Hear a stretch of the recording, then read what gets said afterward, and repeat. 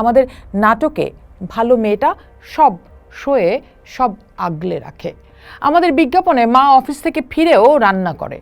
আমাদের চলচ্চিত্রে নায়িকার সাজানো শরীর আছে, কিন্তু গল্পের লাগাম তার হাতে থাকে না। এই ইমেজগুলো নিরীহ মনে হয়, কিন্তু এগুলো সামষ্টিক অবচেতনে বার্তা বুনে দেয়, ঠিক করে দেয় কে কথা বলবে, কে শুনবে, কে নেতৃত্ব দেবে, কে অনুসরণ করবে। এই দীর্ঘ ঐতিহাসিক প্রকল্পের মাধ্যমে পুরুষদের কর্তৃত্বকে এতটাই স্বাভাবিক করে ফেলা হয়েছে যে প্রশ্ন করলেই মনে হয় বিদ্রোহ। সম্প্রতি নেত্রকোনার একটা 11 বছরের শিশুর মা হওয়ার ঘটনাটি নিশ্চয়ই আপনাদের সবার নজরে এসেছে। ম্যাডাম, আমার পেটটা ভার ভার লাগে, কি জানি লড়ে। আমি একটু অবাক হয়ে গিয়ে আবারও তাকে জিজ্ঞাসা করেছি যে মা, তোমার কি সমস্যা লাগে? সে আমাকে বললো, আমার পেটটা ভার ভার লাগে, কি জানি লড়ে। ডাক্তারের বর্ণনা শুনতে শুনতে আপনার চোখ ভিজে যায়নি বলেন তো? রাগে হাতের মুঠি শক্ত হয়ে যায়নি? এই নরপশুকে হাতের কাছে পেলে তাকে সর্বশক্তি দিয়ে আঘাত করতে ইচ্ছে করেনি? আমি জানি হয়েছে, অন্তত স্বাভাবিক প্রত্যেকটি মানুষের হয়েছে। জি, মানুষ। এখানে নারী পুরুষ কোনো ভেদাভেদ নেই, আমরা জানি। কিন্তু আমার কেন যেন মনে হচ্ছে ক্ষোভের পাশাপাশি পুরুষদের এই ঘটনায় একটু লজ্জাও বোধ হয়েছে। কেন বলছি এই কথা?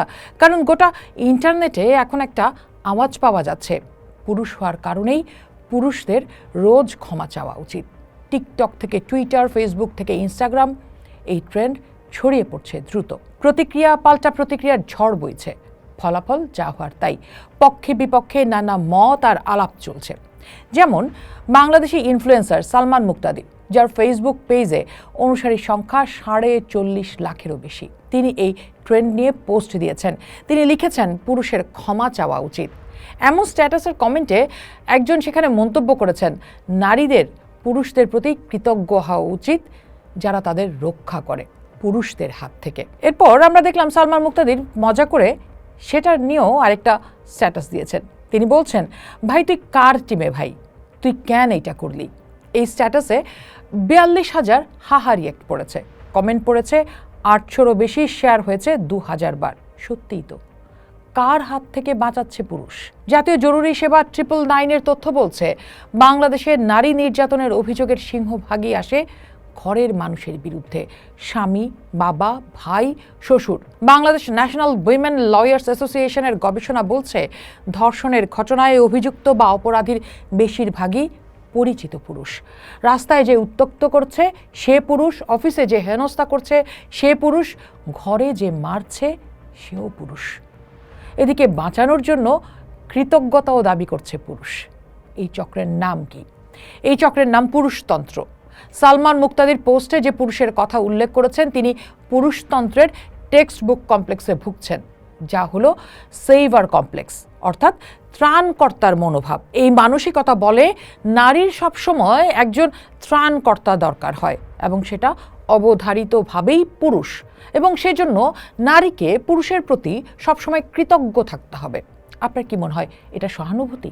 না, এটা নিয়ন্ত্রণের এক ভদ্র সংস্করণ।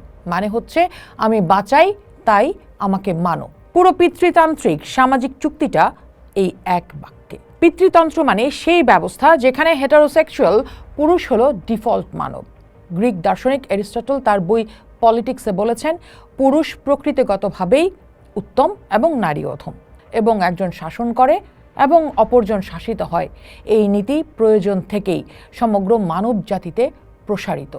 ইতিহাসের বইয়ে নেতারা পুরুষ, বিজ্ঞানীরা পুরুষ, দার্শনিকরা পুরুষ।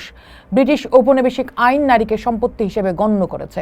আমাদের উপমহাদেশে মনুসংহিতা থেকে উত্তরাধিকার আইন, সবখানেই পুরুষের কর্তৃত্বকে ঈশ্বরের বিধান বলে চালানো হয়েছে।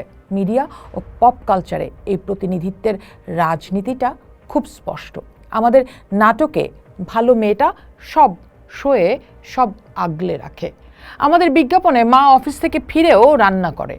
আমাদের চলচ্চিত্রে নায়িকার সাজানো শরীর আছে, কিন্তু গল্পের লাগাম তার হাতে থাকে না। এই ইমেজগুলো নিরীহ মনে হয়, কিন্তু এগুলো সামষ্টিক অবচেতনে বার্তা বুনে দেয়, ঠিক করে দেয় কে কথা বলবে, কে শুনবে, কে নেতৃত্ব দেবে, কে অনুসরণ করবে। এই দীর্ঘ ঐতিহাসিক প্রকল্পের মাধ্যমে পুরুষদের কর্তৃত্বকে এতটাই স্বাভাবিক করে ফেলা হয়েছে যে প্রশ্ন করলেই মনে হয় বিদ্রোহ।